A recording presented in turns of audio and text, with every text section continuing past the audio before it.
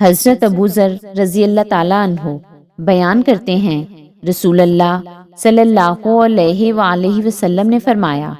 جس شخص نے کسی شخص کو کافر کہہ کر پکارا یا کہا اللہ کے دشمن، جبکہ وہ ایسے نہ ہو تو وہ بات اس کہنے والے پر لوٹ آتی ہے۔ حضرت انس رضی اللہ تعالیٰ عنہ اور حضرت ابو ہریرہ رضی اللہ تعالیٰ عنہ سے روایت ہے کہ رسول اللہ صلی اللہ علیہ وآلہ وسلم نے فرمایا، باہم گالی گلوچ کرنے والے دو افراد میں سے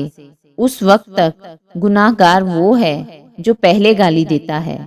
جب تک مظلوم ایک کے بدلے میں دو گالیاں نہ دے۔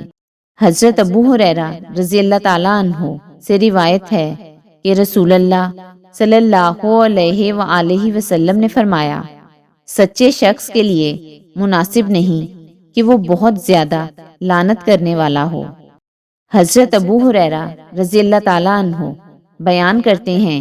رسول اللہ صلی اللہ علیہ وآلہ وسلم نے فرمایا، تم قیامت کے روز سب سے بدترین اس شخص کو پاؤ گے جو دوگلا ہے، ادھر لوگوں سے کچھ بات کرتا ہے اور ادھر لوگوں سے کچھ بات کرتا ہے۔